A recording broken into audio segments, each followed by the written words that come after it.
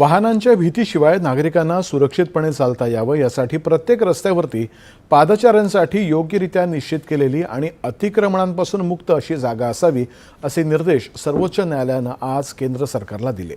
न्यायमूर्ती PS नरसे आणि न्यायमूर्ती आलोक आराधे यांच्या खंडपीठानं हे निर्देश दिले। अतिरिक्त सॉलिसिटर जनरल KM नटराज यांनी या सुनावणी दरम्यान केंद्र सरकारची बाजू मांडली।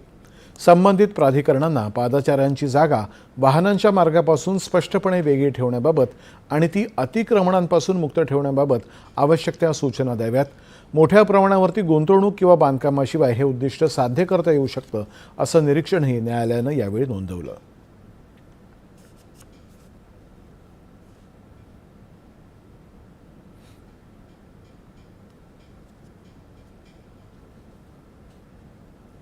महिला कुस्तीपटूंच्या